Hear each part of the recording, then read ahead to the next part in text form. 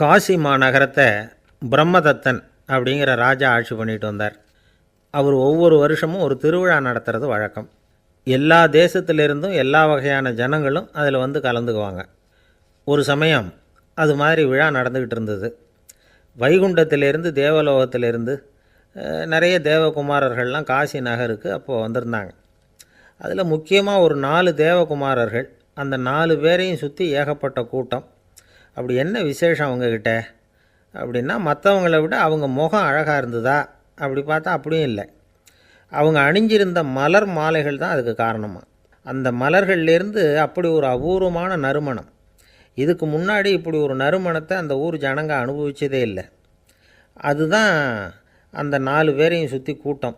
எல்லோரும் கேள்வி கேட்க ஆரம்பித்தாங்க. உடனே அந்த 4 தேவகுமாரர்களும் எல்லாருக்கும் தெரியும்படியாக வானத்தில் எழும்பி கொஞ்சம் உயரமாக நின்றுக்கிட்டாங்க. கீழே நின்றுக்கிட்டு இருந்த அரசன்லேருந்து ஆண்டி வரைக்கும் ஒருத்தர் பாக்கி இல்லாமல் ஒரே குரலில் எல்லாரும் அவங்கள பார்த்து, எங்களுக்கும் இது மாதிரி மாலையை போட்டுக்கணும்னு ஆசையாக இருக்குது, அதுக்கு நீங்கள் தான் அருள் பண்ணணும் அப்படின்னு கேட்டுக்கிட்டாங்க. மாலை போட்டுக்கிறதுனா எல்லாருக்கும் ஆசையாக தானே இருக்கும். அந்த 4 தேவகுமாரர்களில் ஒருத்தர் புத்தர் பிரான். அவர் சொன்னார், பூலோகவாசிகளே, நான் சொல்கிறத கொஞ்சம் பொறுமையாக கேளுங்க. கக்காரு அப்படிங்கிற கற்பக விருஷத்தின் மலர்களால் தொடுக்கப்பட்டது இந்த மாலை. இதுக்கு நிறைய சக்தி உண்டு. எந்த காலமும் இது வாடாது, வாசனையும் குறையாது. ஆனால் இதை அணிந்து கொள்கிறதுக்கு சில தகுதிகள் தேவை அப்படின்னார். என்ன தகுதி அது சொல்லுங்களேன் அப்படின்னு ஏக காலத்தில் எல்லாரும் சத்தம் போட்டாங்க. தீய இயல்புகள் உள்ளவங்க, இழிந்த சிந்தனை, இழிந்த செயல் உள்ளவங்க இந்த மாலையை அணிய முடியாது அப்படின்னார். அவ்வளோதான். கூட்டத்தில் சத்தம் போட்டவங்கள்லாம் மெதுவாக அப்படி அடங்க ஆரம்பிச்சிட்டாங்க. இன்னொரு தேவகுமாரன் சொன்னார், அடுத்தவங்க பொருளை அபகரிக்காதவன், அடுத்தவங்களுக்கு கெடுதல் பண்ணக்கூடிய பொய் பேசாதவன், பேராசையினால் கெட்ட வழியில் பொருள் ஈட்ட நினைக்காதவன் இந்த மாலையை போட்டுக்கலாம் அப்படின்னார். கூட்டத்திலேருந்து யாரும் முன்னுக்கு வரல. ஒரே ஒரு ராஜகுரு மட்டும் கொஞ்சம் முன்னாடி வந்தார். பெரியவர், படித்தவர். அவர், எனக்கு தகுதி இருக்குது அந்த மாலையை போட்டுக்கிறதுக்கு அப்படின்னார். வேறு ஒன்றும் இல்லை, பொய் சொல்லியாவது அந்த மாலையை வாங்கிக்குவோமே அப்படின்னு முடிவு பண்ணிட்டார் அவர். அவ்வளோதான், மாலையை வாங்கிட்டார். அடுத்த தேவகுமாரன் பேசினார். யாருக்கு திடமான அறிவும் மனமும் இருக்குதோ, யாருக்கு நல்ல காரியங்களில் அசையாத ஈடுபாடு இருக்குதோ, நல்ல அரிய பொருள்களை தனியாக தான் மட்டும் அனுபவிக்க விரும்பாதவர் யாரோ அவர் முன்னாடி வந்து இந்த மாலையை வாங்கிக்கலாம் அப்படின்னார். அந்த தகுதியும் எனக்கு இருக்குன்னார் ராஜகுரு. மாலையை வாங்கி போட்டுக்கிட்டார். இன்னொரு ராஜகுமாரன் பேச ஆரம்பித்தார். அறநெறியில் செல்வம் சேர்க்கணும், ஆடம்பர பொருள்களுக்கு அடிமையாகக்கூடாது, வெற்றி அடைஞ்சாலும் கர்வம் வரக்கூடாது, அப்படிப்பட்டவங்க இந்த மாலையை போட்டுக்கலாம்னார். துணிஞ்சு பொய் சொல்லி அதையும் வாங்கி கழுத்தில் போட்டுக்கிட்டார் இந்த ராஜகுரு. இன்னொரு ராஜகுமாரன் சொன்னார், சான்றோர்களை நிந்திக்காதவங்க, புறம் பேசாதவங்க இந்த மாலையை போட்டுக்கலாம்னார். அதையும் வாங்கி போட்டுக்கிட்டார். திருவிழா முடிஞ்சுது, எல்லோரும் திரும்பி போயிட்டாங்க. மறுநாள் ராஜகுரு 4 மாலைகளையும் போட்டுக்கிட்டு ராஜசபைக்கு வரார். வந்தவர் ரொம்ப அவஸ்தையோடு வர்றார். மாலையெல்லாம் வாடி போயிட்டுது, வாசனை எதுவும் கிடையாது. அது மட்டும் இல்லை, அவருக்கு கடுமையான தலைவலி வேறு வந்துட்டுது. துடிச்சு போயிட்டார். மாலையை கழட்டவும் முடியல. ஜனங்கள்லாம் அவரை பார்த்து சிரிக்க ஆரம்பிச்சிட்டாங்க. என்னத்துக்கு ஆசைப்படணும், ஏன் இப்படி கஷ்டப்படணும் அப்படின்னு. ராஜா பார்த்தார். மறுபடியும் விழாவுக்கு ஏற்பாடு பண்ணினார். தேவகுமாரர்கள்லாம் வந்தாங்க. ராஜகுரு வந்தார். மக்கள் முன்னிலையில் அவங்க காலில் விழுந்தார், மன்னிப்பு கேட்டுக்கிட்டார். இந்த மாலையை போட்டுக்கிற தகுதி எனக்கு இல்லை. தகுதி இல்லாத ஒருத்தன் தகாத தகுதியை பொய் மூலம் பெறணும்னு ஆசைப்படுறாங்களே, அவங்களுக்கெல்லாம் என்னுடைய தண்டனை ஒரு எச்சரிக்கையாக இருக்கட்டும்னார். அதுக்கப்புறம் தேவகுமாரர்கள் அவர் கழுத்தில் இருக்கிற மாலையை கழட்டினாங்களாம். அந்த மாலைகளும் பழையபடி மனம் கொடுக்க ஆரம்பிச்சுட்டு தான். இதிலேருந்து நாம் தெரிஞ்சுக்க வேண்டியது என்னென்னா, நமக்கு தகுதி இல்லாத ஒரு கௌரவம் நம்மக்கிட்ட தானாக வந்தால் கூட அதை தவிர்த்து விடுறது தான் நல்லது. அதுதான் புத்திசாலித்தனம். ஒருத்தர் வந்தார். சார், எங்கள் இலக்கிய மன்ற விழாவுக்கு நீங்கள் தலைமை தாங்கணும்னார். உடனே இவர் சொன்னார், பேச்சாளர், சார், இலக்கியத்தை பற்றி பேசுகிற தகுதி எனக்கு இல்லையே அப்படின்னார்.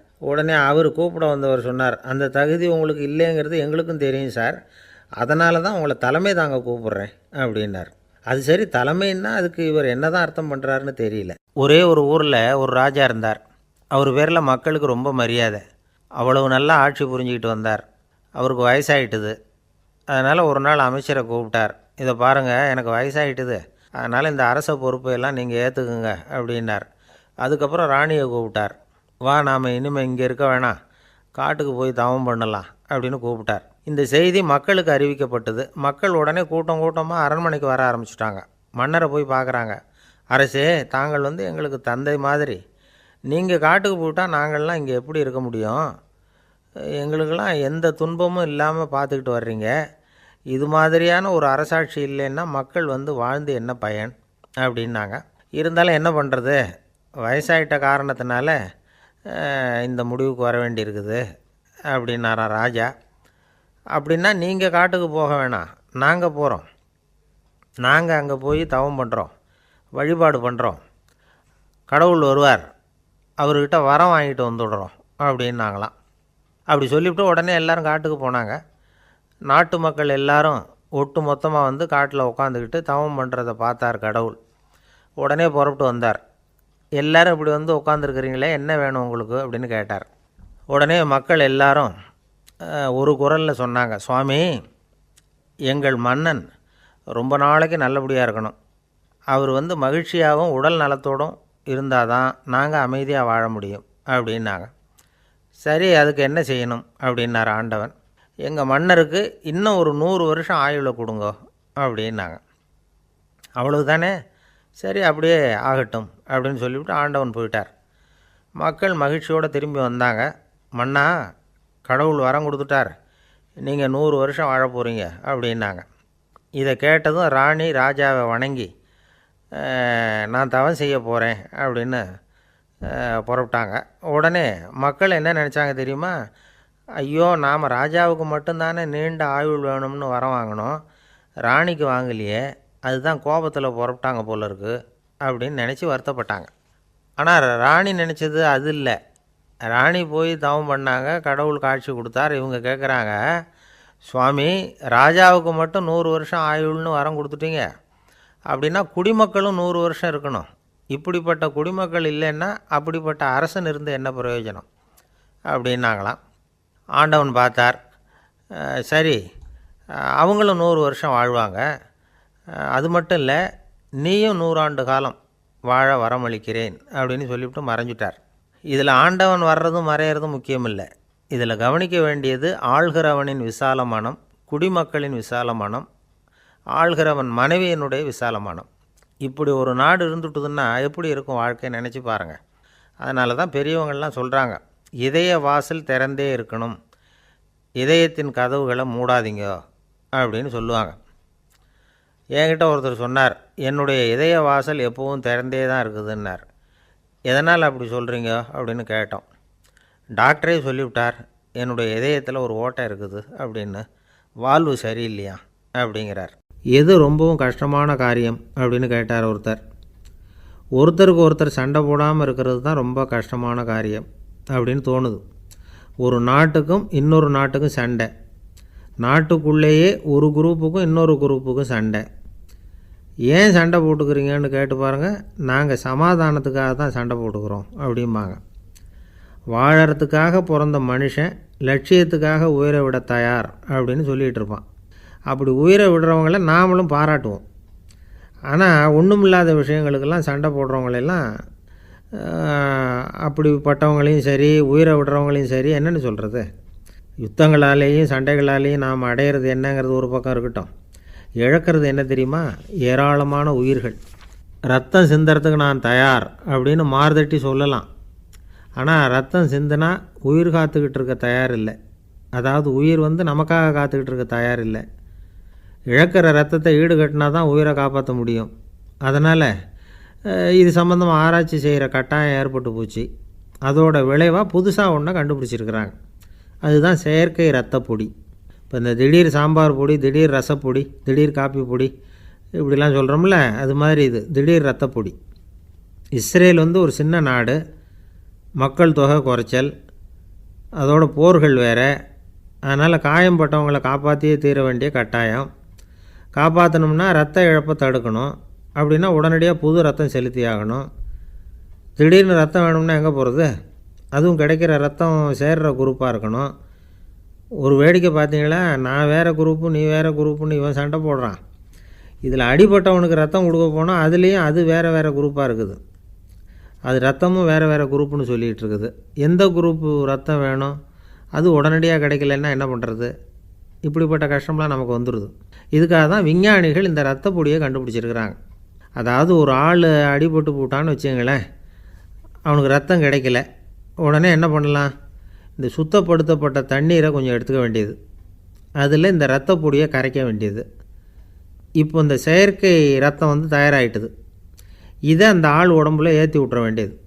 இயற்கையாக நம்ம உடம்பில் இருக்கிற ரத்தம் என்னென்ன வேலை செய்யுதோ அதே வேலையை இதுவும் செய்யும். அதாவது ஆக்சிஜனை உடம்புல எல்லா இடத்துக்கும் எடுத்துகிட்டு போகுது. அந்த வேலையை இந்த செயற்கை ரத்தமும் செஞ்சுருது. ஆனால் ஒரு விஷயம், இந்த செயற்கை ரத்தம் ஒரு அவசரத்துக்கு தான் உபயோகப்படுத்தலாம், ஒரு முதல் உதவி மாதிரி. அதை அப்படியே நிரந்தரமாக விட்டுற முடியாது. பின்னாடி வந்து தேவையான குரூப்பு உண்மையான ரத்தம் கிடைச்ச உடனே அதை செலுத்திக்கணும்.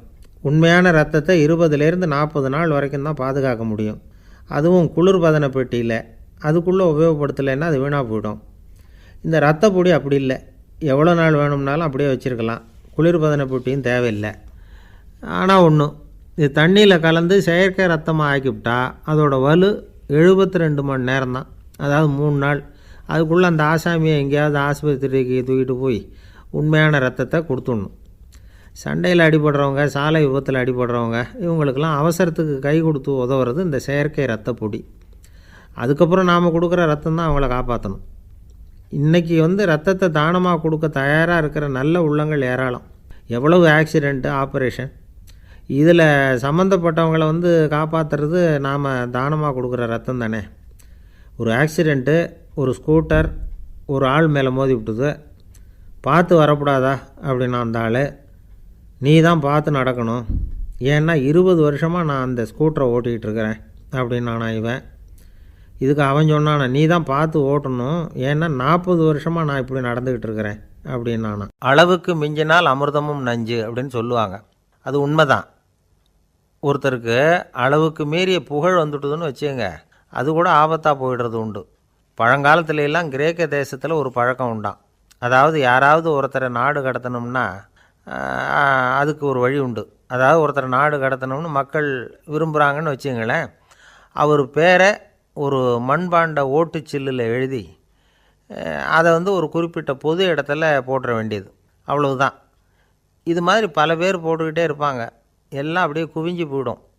அந்த ஓட்டாஞ்சில்லு குவியலில் யாருடைய பேர் அதிகமாக இருக்குதோ அந்த நபரை ஒரு 10 ஆண்டுகள் நாடு கடத்தி விடுவாங்க. இது அந்த ஊர் வழக்கமாக. ஒரு நாள் அந்த குவியலுக்கு பக்கத்தில் ஒரு ஆள் நின்றுக்கிட்டு இருக்கிறான். அவன் கையில் ஒரு ஓட்டாஞ்சில்லு வச்சுருக்கிறான். அதில் யாரோட பேரையோ எழுதணும், எழுதி அந்த இடத்துல போடணுங்கிறது அவன் ஆசை. ஆனால் அவன் படிக்காதவன், அதனால் எழுத தெரியல. யாராவது அந்த வழியாக வர்றாங்களான்னு பார்த்துக்கிட்டே நின்றுக்கிட்டு இருந்தான். ஒரு பெரியவர் வந்துக்கிட்டு இருந்தார். அவர்கிட்ட ஓடினான், கையில் இருந்த மண்பாண்ட சில்லை கொடுத்தான். ஐயா, இதில் ஒரு பேர் எழுதி கொடுங்களேன்னா.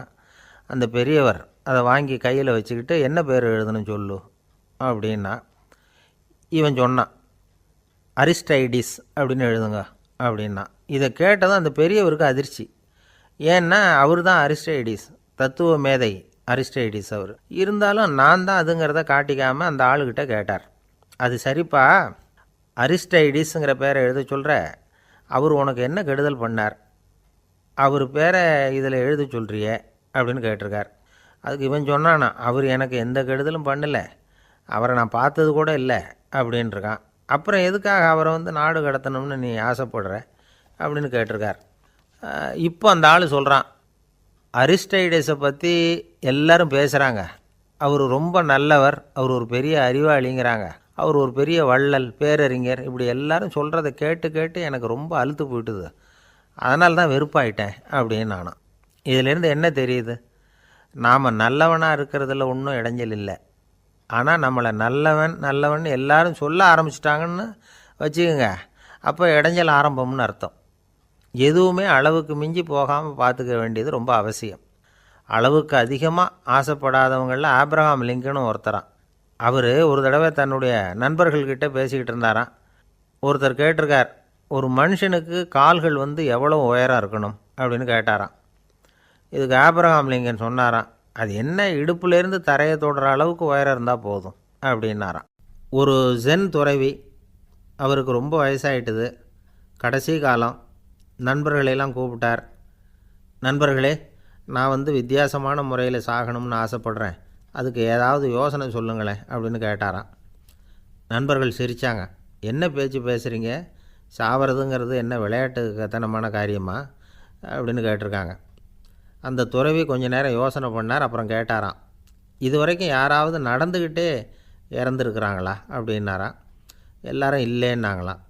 ஒருத்தர் மட்டும் சொல்லியிருக்கார், அப்படியும் ஒருத்தர் இறந்துருக்கிறதாக ஒரு கதையில் படிச்சிருக்கிறேன், ஒரு ஞானியால் தான் அப்படியெல்லாம் செய்ய முடியும் அப்படின்னு அவர் சொன்னாராம். சரி, அப்படின்னா அந்த முறை நமக்கு வேணாம், நின்றுக்கிட்டே யாராவது உயிரை விட்டுருக்காங்களா அப்படின்னு விசாரித்தாராம். அப்படியும் ஒருத்தர் இறந்துருக்கிறார் அப்படின்னாங்களாம். மறுபடியும் அந்த துறவி யோசனை பண்ணியிருக்கிறார், ஏதாவது வித்தியாசமான முறையில் நாம் போகணும் அப்படிங்கிறது அவருடைய விருப்பம். மனிதன் எப்படி வாழ்கிறானோ அப்படி இறப்பது தான் நல்லது. சரி, யாராவது தலைகீழாக யோகம் செய்யும் நிலையில் இறந்துருக்கிறாங்களா அப்படின்னு விசாரித்தாராம். நண்பர்கள் சிரித்தாங்க. தலைகீழாக நின்னபடி இறந்ததாக நாங்கள் கேள்விப்பட்டதே இல்லை, அது முடியாத காரியம் அப்படின்ட்டுருக்காங்க. இப்போ அந்த துறவிக்கு திடீர்னு உற்சாகம் வந்துட்டுது. உடனே எழுந்திரிச்சார், தலைகீழாக நின்னார், அப்படியே உயிரை விட்டுட்டார். அவ்வளோதான். அந்த மடாலயத்தில் ஒரே குழப்பம், எப்படி அவரை கீழே இறக்கி படுக்க வைக்கிறது அப்படின்னு புரியல. இப்படி உயிர் விடுறதை பற்றி அவங்க இது வரைக்கும் கேள்விப்பட்டதும் இல்லை. உண்மையிலேயே இவர் இறந்து தான் போனாராங்கிறதும் தெரியல. சோதித்து பார்த்தாங்க. இதய துடிப்பு, நாடி துடிப்பு எல்லாம் நின்று போயிருந்தது. இவர் எப்பவும் இப்படி தான், என்ன பண்ணுறது இப்போது அப்படின்னு சொல்லி எல்லோரும் குழம்பிக்கிட்டு இருக்கிற சமயத்தில் ஒரு பெரிய ஒரு யோசனை சொன்னார். இந்த துறவியோட மூத்த சகோதரி பக்கத்து மடாலயத்தில் இருக்கிறாங்க, அவங்கள இங்கே அழைச்சிட்டு வந்தால் ஏதாவது வழி கிடைக்கும் அப்படின்னார். அந்த அம்மாவுக்கு 90 வயசு. அழைச்சிட்டு வந்தாங்க. ஒரு குச்சியை ஊன்றிக்கிட்டு அப்படியே மெதுவாக நடந்து வந்தாங்க. தம்பி, தலைகீழாக நின்று உயிர் விட்டு இறக்கிறத பார்த்தாங்க. தம்பின்னு கூப்பிட்டு பார்த்தாங்க, ஒன்றும் காணோம். உடனே என்ன பண்ணாங்க, தன்னுடைய கைத்தடியால் தம்பியோட உடலை ஒரு தட்டு தட்டினாங்க. ஏப்பா, சாகிறப்பவும் உன்னுடைய குறும்புத்தனத்தை விடலையா, இப்படியாடா சாகிறது, ஒழுங்காக செத்து தொலை அப்படின்னாங்களாம். அவ்வளவுதான். உடனே அந்த துறவி திரும்பி நேராக நின்னார். அக்கா, கோவப்படாத, நான் ஒழுங்காக சாகிறேன், எப்படி செத்தா என்ன, எல்லாம் எனக்கு ஒன்று தான் அப்படின்னு சொல்லிவிட்டு அப்படியே தரையில் படுத்து உயிரை விட்டாராம். அதுக்கப்புறம் அந்த அம்மா கோலை கையில் எடுத்துக்கிட்டு அப்படியே திரும்பி கூட பார்க்காம அவங்க பாட்டுக்கு போயிட்டாங்களாம். மரணத்தை ஒரு விளையாட்டாக ஆக்கிய அந்த துறவிக்கு வாழ்க்கையே ஒரு விளையாட்டாக தான் இருந்திருக்குது. எந்த நோக்கமும் இல்லாமல் செயல்படுறதுன்னா என்னங்கிறதும் அவருக்கு தெரிஞ்சிருக்குது. பயனை எதிர்பார்க்காமல் பணி செய்து வாழ்ந்து மறைந்த மகான் அவர். தம்முடைய தொழிலை விளையாட்டு போல் செய்ய தெரிஞ்சவருக்கு வாழ்க்கையே ஒரு விளையாட்டாக மாறிடும். எல்லாமே விளையாட்டாகி விடுகிற போது மரணமும் விளையாட்டாகிவிடும் அப்படிங்கிறது தான் அந்த தத்துவம். ஆனால் அதுக்கு முன்னாடி உங்களுக்குள்ளே இருக்கிற உண்மையான நடிகனை நீங்கள் அடையாளம் கண்டுபிடிக்கணும். நீங்கள் நடிக்க வேண்டியதே இல்லை, நீங்கள் ஏற்கனவே நடிச்சுக்கிட்டு தான் இருக்கிறீங்க. நீங்கள் இந்த உண்மையை தெரிஞ்சுக்கணும், அவ்வளவுதான். இதுதான் ஞானிகளுடைய கருத்து. நீங்கள் தெருவில் நடந்து போயிட்டுருக்கிறீங்க, எதிரில் வர்றவர் உங்களை பார்த்து எப்படி இருக்கிறீங்கன்னு கேட்குறார். நல்லா இருக்கிறேங்கிறீங்க. உண்மையிலேயே நாம் நல்லா இருக்க மாட்டோம், ஏதாவது உடம்புல கோளாறு இருக்கும். ஆனால் அப்படி சொல்லுவோம், நல்லா இருக்கிறேன் அப்படின்னு. அது நடிப்பு தானே. உங்களை சந்தித்ததில் ரொம்ப மகிழ்ச்சி அப்படின்னு சொல்கிறோம். உடனே கொஞ்சம் நிதானமாக யோசித்து பாருங்கள், உண்மையிலேயே உங்கள் மனசு மகிழ்ச்சி அடைஞ்சுட்டுதா? அது நடிப்பு தானே. வாழ்க்கையை சரியாக புரிஞ்சுக்கிட்டால் எல்லாமே நடிப்புங்கிறது புரியும். கல்யாண பத்திரிக்கை அனுப்பியிருந்தேனே, ஏன்டா வரலன்னு கேட்டான் ஒருத்தன். வந்திருந்தேனே அப்படின்னானா இவன். டேய், ஏன்டா போய் சொல்கிற, நான் பத்திரிக்கையே உனக்கு அனுப்பலையே அப்படின்ட்டுருக்கான் அவன். அதுக்கு இவன் சொன்னானா, பத்திரிக்கை அனுப்புனேன்னு நீ போய் சொல்கிறப்போ கல்யாணத்துக்கு வந்தேன்னு நான் போய் சொல்லக்கூடாதா அப்படின்னானா. நம்மளில் சில பேர் ரொம்ப தைரியமாக இருப்பாங்க. நாம் கூட சொல்கிறது உண்டு, அந்த ஆளுகிட்ட வர்றதுக்கு எமன் கூட பயப்படுவான் அப்படின்னு சொல்கிறது உண்டு. தைரியசாலிகளை நெருங்கிறதுக்கு எமன் பயப்படுவான் அப்படின்னு சொல்கிறது உண்மை தான், அது பொய் இல்லை. மன வலிமை இருக்குது பாருங்கள், அது மனுஷனை காப்பாற்றும். இது மருத்துவ ரீதியான உண்மை. உடல் கோளாறுகள் மன ஆரோக்கியத்தை பாதிக்கும். மன எழுச்சி, மன போராட்டம் இதெல்லாம் உடல் இயக்கத்தில் மாறுதலை உண்டாக்குது. சில வகையான நோய்களுக்கும் மனசுக்கும் இருக்கிற சம்பந்தம் என்னங்கிறத பற்றியெல்லாம் இப்போ ஆராய்ச்சி பண்ணுறாங்க. ஆஸ்மா, மூட்டு வலி, பெருங்குடல் அழற்சி, உயர் இரத்த அழுத்தம், சோரியாசிஸுங்கிற தோல் வியாதி, வயிற்று புண்ணு, இந்த தைராய்டு நச்சுத்தன்மை, இது மாதிரி நோய்களை உண்டாக்குறதுல மனசோட பங்கு என்னங்கிறத பற்றியெல்லாம் ஆய்வு பண்ணி பார்த்துருக்குறாங்க. எதுக்கு எடுத்தாலும் சோர்ந்து போகிறது, தோண்டு போகிறது, இப்படிப்பட்ட மனவாகு, அதோட யாரும் நமக்கு உதவ முடியாது அப்படிங்கிற மனோபாவம், கைவிடப்பட்ட மனநிலைமை, இதெல்லாம் நோயோட தீவிரத்தை ரொம்ப அதிகரிக்க செய்யுதான். இவங்கெல்லாம் அந்த கைகால் வலிக்குது, உடம்பு அசதியாக இருக்குது, தூக்கம் வரல, முதுகு வலிக்குது, உடம்பில் உணர்ச்சி குறையுது, கை கால் விரல்லாம் மரத்து போகுது, இப்படி ஏதாவது சொல்லிக்கிட்டு டாக்டர்களை தேடி வந்துக்கிட்டு இருப்பாங்க. நெஞ்சு வலி யாருக்கு வருது தெரியுமா? பதற்றம், போட்டி மனப்பான்மை, அளவுக்கு அதிகமான வேகம், துடிப்பு, பேராசை, எதுலேயும் கட்டுப்பாடு, நேரம் தவறாமை, அப்புறம் இதெல்லாம் உள்ள மனவாக உள்ளவங்க இருக்கிறாங்கல்ல, அவங்க பெரும்பாலும் நெஞ்சு வலிக்கு ஆளாயிடுறாங்களாம். ஃப்ரீட்மேன் அப்படிங்கிறவர் நிறைய ஆராய்ச்சியெல்லாம் பண்ணி பார்த்துட்டு இதை உறுதிப்படுத்தியிருக்கிறார். அவர் பண்ணின ஆராய்ச்சியில் என்னெல்லாம் தெரிய வந்தது தெரியுமா? பொறுப்பு அதிகம் உள்ளவங்களுக்கு கண்டிப்பாக இரத்த அழுத்தம் வரும், அதிகமாக இருக்குமா. அதே மாதிரி கண்டிப்பாக இருக்கிறாங்கல்ல, அவங்களுக்கும் இரத்த அழுத்தம் அதிகரிக்குமா. இரத்த அழுத்தம் தனக்கு அதிகமாக இருக்குங்கிறத தெரிஞ்சுக்கிட்டவங்க தலைவலி, மயக்கம், இந்த தலை சுத்தல், அசதி, இது மாதிரியான உணர்வுகளை அவங்களுக்கு வந்துடும், அது மாதிரி உணர்வு. ஆனால் உண்மை என்ன தெரியுமா? இதெல்லாம் இரத்த அழுத்தத்தினால இல்லை, இரத்த அழுத்தம் கட்டுப்பாட்டுக்குள்ளே இருந்தால் கூட இவங்க இப்படி நினைக்கிறாங்களாம். இதுக்கு காரணம் மனசு தான் அப்படிங்கிறார் அவர். சில பேர் எப்படி தெரியுமா? ஒருத்தர் மாரடைப்பால் இறந்து போனார் அப்படின்னு கேள்விப்பட்டால் போதும், இறந்து போகிறதுக்கு காரணம் இதயம்தான் அப்படிங்கிற பீதியால், இதய தளர்ச்சி அப்படிங்கிற மனநோயால் பாதிக்கப்படுறார். இவங்கெல்லாம் அடிக்கடி தங்களுடைய இதய பகுதியை தொட்டு பார்த்துக்குவாங்க, நாடியை பிடிச்சி பார்த்துக்குவாங்க, அடிக்கடி மூச்சை உள்ளுக்கு இழுத்து வெளியில் விட்டு வலி வருதா அப்படின்னு பார்த்துக்கிட்டு இருப்பாங்க. வேறு எங்கேயாவது வலிச்சா கூட நெஞ்சை வலிக்குதா அப்படின்னு பார்ப்பாங்க. நெஞ்சு வலிக்குதுன்னு கூட சில பேர் சொல்ல ஆரம்பிச்சிருவாங்க. ஆஸ்மாவுக்கும் மனசுக்கும் சம்பந்தம் உண்டு. தீர்வு காண முடியாத மன போராட்டங்கள் எல்லாத்துக்கும் அடுத்தவங்களையே சார்ந்து இருக்கிற மனநிலை, இதெல்லாம் ஆஸ்மாவினுடைய தீவிரத்தை அதிகப்படுத்திடும். பயம், இது எப்படின்னா என்ன நடக்குமோங்கிற பதற்ற நிலை, அப்புறம் இந்த பயம், இதெல்லாம் சுவாசித்தலை அதிகரிக்க செய்யுது இல்லையா.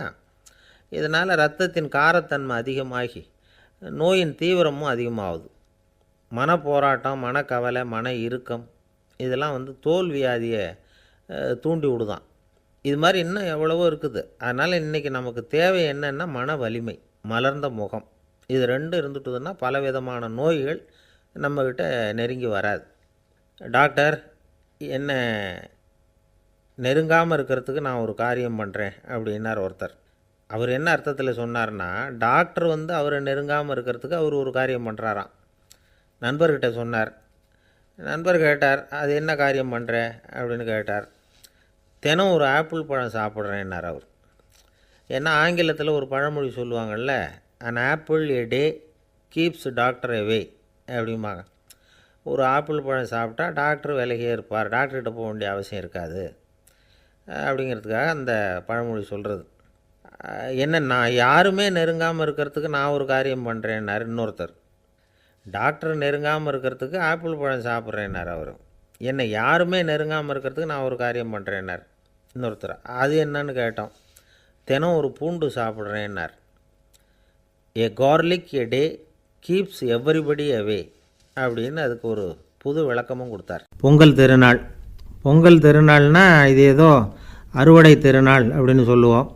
அதாவது வருஷம் பூரா நாம் பாடுபட்டு அதனுடைய பலனை அனுபவிக்கிற நாள் அப்படிங்கிறது நாம் சொல்லிகிட்டு இருக்கிறது. இது முக்கியமாக இது ஒரு நன்றி அறிவிப்பு நாள் அப்படின்னு சொல்லுவாங்க. இன்றைக்கி நிறைய நன்றி அறிவிப்பு கூட்டம்லாம் நடந்துக்கிட்டு இருக்குல்ல, அது மாதிரி விவசாயிகள் நடத்துகிற ஒரு நன்றி அறிவிப்பு விழா இது. யாருக்கு நன்றி சொல்கிறாங்கன்னா ஆதவனுக்கு. அதாவது சூரியன் இல்லைன்னா விவசாயம் இல்லை. அதனால் ஆதவனுக்கு நன்றி செலுத்துகிற நாளாக இந்த பொங்கல் திருநாளை நாம் கொண்டாடுறோம். அதாவது இந்த பொங்கலில் விவசாயிகள்கிட்டேருந்து நிறைய பண்புகளை நாம் தெரிஞ்சுக்க வேண்டிய நாள் இது. விவசாயிகள் அவங்க விவசாயம் முன்னேறி இருக்கிற அளவுக்கு விவசாயிகளுடைய வாழ்க்கை தரம் முன்னேறலை.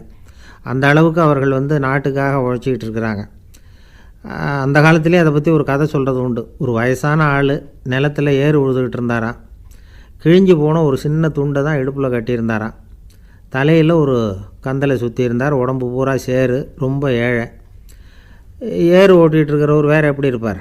இருந்தாலும் அந்த ஆள் ரொம்ப ஜாலியாக பாட்டு பாடிக்கிட்டே ஏறு உழுதுகிட்டு இருந்தாராம். உடம்புல தான் அவர் ஏழையை தவிர மனசில் ஒரு ஏழையாக தெரியல. அந்த சமயத்தில் அந்த நாட்டு ராஜா அந்த பக்கமாக குதிரை மேலே வந்தாராம். வேட்டைக்கு போயிட்டு பரிவாரங்களோடு திரும்பி வந்துக்கிட்டு இருக்கிறார். ரொம்ப செல்வ செழிப்பில் இருக்கிற ராஜா அவர் இந்த வயசான விவசாயியை பார்த்துருக்கார். இந்த ஆள் ரொம்பவும் ஏழைங்கிறது அவர் பார்த்தாவே பளிச்சுன்னு தெரியுது. கட்டிக்கிறதுக்கு நல்ல துணி இல்லை, உடம்போ இழைச்சி போயிருக்குது, வயிறு முதுகில் போய் ஒட்டிக்கிட்டு இருக்கு, கண்ணு குழி விழுந்து போயிருக்குது. ஆனாலும் முகத்தை பார்த்தா சந்தோஷமாக இருக்கிற மாதிரி இருக்குது. இவ்வளோ உற்சாகமாக பாடிக்கிட்டு இருக்கிறாரே அப்படின்னு ஆச்சரியமாக நினச்சி பார்த்தார் அந்த ராஜா. சரி, அவர்கிட்ட கொஞ்சம் பேச்சு கொடுத்து பார்க்கலாம் அப்படின்னு முடிவு பண்ணார். ஐயா பெரியவரே, இப்படி கொஞ்சம் வர முடியுமான்னாராம். பொழுது போகிறதுக்குள்ளே நான் இந்த வயல் பூரா உழவு ஓட்டி ஆகணும், அதனால் பேசுகிறதுக்கு நேரம் இல்லை அப்படின்னாராம் அந்த பெரியவர். என்ன அவ்வளவு அவசரமாக? மீதி இருந்தால் நாளைக்கு உழுதுவக்கூடாதா? அது சரி, உனக்கு எத்தனை ஏக்கர் நிலம் இருக்குது அப்படின்னு விசாரிச்சிருக்கார் ராஜா. எனக்குன்னு சொந்தமாக உள்ளங்கை அளவு கூட நிலம் கிடையாது. இது எங்கள் முதலாளியோட நிலம். இதை பூராவும் உழுது முடித்தா தான் அவர் கூலி கொடுப்பார். நான் கூலிக்கு உழுதுகிட்டு இருக்கிறேன். உங்ககிட்ட பேசிக்கிட்டு இருந்தால் அவருக்கு துரோகம் பண்ணது மாதிரி ஆகிடும் அப்படின்னாராம். ராஜா குதிரையை விட்டு கீழே இறங்கினார். வரப்பில் நடந்து அந்த பெரியவர்கிட்டே போனாராம். சரி, ஒரு நாள் பூரா உழுதா உனக்கு எவ்வளவு கூலின்னு கேட்டிருக்கார். 8 அணா கூலி கிடைக்கும்னாராம் அவர். இது ரொம்ப காலத்துக்கு முன்னாடி நடந்த ஒரு சம்பவங்கிறதுனால அப்போ 8 அணா கூலிங்கிறது ரொம்ப பெருசு. இருந்தாலும் அதுவும் அந்த ராஜாவுக்கு பெரிய கூலியாக தெரியல. இவ்வளவு தானா, இதை வச்சுக்கிட்டு நீ எப்படி காலம் தள்ளுற அப்படின்னாராம். ஒன்றும் கவலை இல்லை அப்படின்னாராம் அவர். ராஜாவுக்கு ரொம்ப ஆச்சரியமாக போச்சு. 8 அணா கூலி வாங்குகிற இந்த ஆள் கவலை இல்லாமல் இருக்கிறார், ஏராளமான வசதியோடு இருக்கிறன்னா கவலை இல்லாமல் வாழ முடியலையே அப்படின்னு நினச்சி பார்த்துருக்கார். அது சரி, 8 அணாவில் எப்படி குடும்பம் நடத்துகிற அப்படின்னு கேட்டாராம். எனக்கு கிடைக்கிற 8 அணாவில் 2 அணா குடும்பத்துக்கு செலவழிக்கிறேன், 2 அணா பழைய கடனுக்கு கொடுக்குறேன், 2 அணா தர்மம் செய்கிறேன், 2 அணா வட்டிக்கு கொடுக்குறேன், ஒரு குறையும் இல்லைன்னாராம். ராஜாவுக்கு ஒன்றும் புரியல. எனக்கு ஒன்றும் புரியலேன்னு இருக்கார். ஐயா, எனக்கும் என் மனைவிக்கும் 2 அணா செலவாகுது. வயசான அம்மா அப்பா இருக்கிறாங்க, சின்ன வயசில் என்னை காப்பாற்றினவங்க அவங்க. அந்த கடனுக்கு 2 அணா செலவாகுது, அது பழைய கடன். என் தங்கச்சி ஒருத்தி ஆதரவு இல்லாத நிலைமையில் தன்னுடைய மகனோட என் வீட்டில் இருக்கிறா. அவளுக்கும் அவள் மகனுக்கும் 2 அணா செலவு பண்ணுறேன், அது தர்மம். எனக்கு 2 பிள்ளைங்க இருக்கிறாங்க, அவங்களுக்கு 2 அணா செலவு பண்ணுறேன், அது வட்டிக்கு கொடுக்கறது மாதிரி. பிற்காலத்தில் அவங்க எங்களை காப்பாற்றுவாங்க. அந்த வகையில் நான் திருப்தியோடு வாழ்ந்துக்கிட்டு இருக்கிறேன் அப்படின்னாராம். ராஜாவுக்கு அர்த்தம் புரிய ஆரம்பிச்சுதான். அந்த பெரிய நிலத்தை விலை கொடுத்து வாங்கி அந்த பெரியவருக்கே தானமாக கொடுத்துட்டாராம். இப்போ உழுதவருக்கே நிலம் சொந்தமாகிட்டுது. அன்னையிலேருந்து அரசனுக்கும் ஆறுதல் கிடைச்சிதான். இப்படி ஒரு கதை சொல்லுவாங்க. 8 அணா வருமானத்தை வச்சுக்கிட்டு எப்படி காலத்தை தள்ளுறதுன்னு சொல்கிறதுக்காக இந்த கதையை சொல்கிறதாக யாரும் தப்பாக நினச்சிக்கக்கூடாது. கிடைக்கிறத எப்படி பங்கு போடுறார், எப்படி திருப்தியாக வாழறார் அப்படிங்கிறது தான் முக்கியம். அது மாதிரி இன்றைக்கு இந்த பொங்கல் திருநாளில் உழவர்கள் மனசு மகிழ்ச்சியாக இருந்ததுன்னா அது எல்லாரும் மகிழ்ச்சியாக இருக்கிறது மாதிரி அர்த்தம். அதனால் அவர்கள்ட்டேருந்து நாம் பாடம் கற்றுக்கணும். சில உழவர்கள் தங்கள் நிலத்தில் விளையிறத தாங்கள் சாப்பிட மாட்டாங்க, அடுத்தவங்கள்ட்ட விற்றுட்டு சந்தையில் போய் வேறு அரிசி வாங்கிட்டு வந்து தான் இவங்க சாப்பிடுவாங்க. அப்படிப்பட்ட விவசாயிகள்லாம் இது உண்டு. பங்கிடுகிற பண்பை உழவர்கள்ட்டேருந்து கற்றுக்கொள்ளுங்கள் அப்படிம்பாங்க. ஒரு ஆள் நிம்மதியாக மகிழ்ச்சியாக இருந்தானா, உங்கள் நிம்மதிக்கும் மகிழ்ச்சிக்கும் என்ன காரணம்னு கேட்டிருக்கார் இன்னொருத்தர். என்கிட்ட இருந்தது பூராவையும் என் பிள்ளைங்களுக்கு சமமாக பங்கு போட்டு கொடுத்துட்டேன், எனக்குன்னு எதுவுமே வச்சுக்கல, அதுதான் நிம்மதிக்கு காரணம்ன்றிருக்கான். உங்ககிட்ட இருந்தது எவ்வளவு இருந்தது அப்படின்னு கேட்டிருக்காரு அவர். மொத்தமாக ஒரு 50,000 ரூபா இருக்கும் அப்படின்னு இருக்கான்.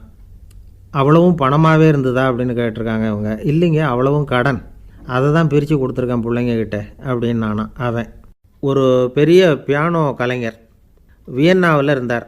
ரொம்ப புகழ்பெற்ற இசைக்கலைஞர் அவர். இங்கிலாந்து மகாராணி விக்டோரியா அவருடைய சங்கீதத்தை கேட்கணும்னு ஆசைப்பட்டாங்க. அவரை அரண்மனைக்கு கூப்பிட்டாங்களாம். பியானோ வாசிக்க சொல்லி கேட்டாங்களாம். இவரும் ரொம்ப பிரமாதமாக வாசித்து காட்டியிருக்கார். உடனே பாராட்டி பரிசுகள்லாம் கொடுத்து அனுப்புனாங்களாம். அந்த இசையை கேட்குறதுல அரசிக்கு ரொம்பவும் ஆர்வம் உண்டு. அதனால் அதுக்கப்புறமும் அந்த கலைஞர் அடிக்கடி அரண்மனைக்கு வர வேண்டிய அவசியம் ஏற்பட்டது. ஏன்னா அரசி கூப்பிட ஆரம்பித்தாங்க. இவர் போகணும், அங்கே இசை நிகழ்ச்சி நடத்தணும். இவர் அங்கே பாடி வாசிக்கிறது உண்டு. ஒரு தடவை மகாராணி அவரை பார்த்து, உங்கள் நாட்டு தேசிய கீதம் பாடுங்களேன் அப்படின்னு கேட்டாங்களாம். உடனே அவர் தன்னுடைய நாடான ஆஸ்திரியாவின் தேசிய கீதத்தை பாடியிருக்கிறார். அவர் பாட ஆரம்பித்த உடனே மகாராணி எழுந்திரிச்சு நின்னாங்களாம். அதுக்கு மரியாதை செலுத்துகிற நோக்கத்தோடு பாட்டு முடிகிற வரைக்கும் அப்படியே நின்றுக்கிட்டு இருந்தாங்களாம். இதுதான் அந்த அரசியினுடைய பெருந்தன்மை. அதாவது நாட்டுப்பற்றுங்கிறது அந்த அளவுக்கு அப்படி இருக்கணும். இப்படி ஒரு அரசியே நம்ம நாட்டு தேசிய கீதத்துக்கு எழுந்திரிச்சு நின்று மரியாதை செலுத்துகிறாங்க அப்படிங்கிறத புரிஞ்சிக்கும் பொழுது அந்த முதிய கலைஞரின் மகிழ்ச்சிக்கு அளவே இல்லையாம். அதுக்கப்புறம் அந்த பியானோ கலைஞர் ஒரு நாள் தன்னுடைய நண்பர் ஒருத்தர்கிட்ட பேசிக்கிட்டு இருந்தாராம். அப்போ சொன்னாராம், மகாராணியார் எனக்கு எவ்வளவோ பரிசுகள்லாம் கொடுத்துருக்குறாங்க.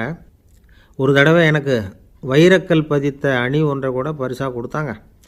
ஆனால் அதை விட உயர்ந்த விலை மதிக்க முடியாத அணி என்ன தெரியுமா?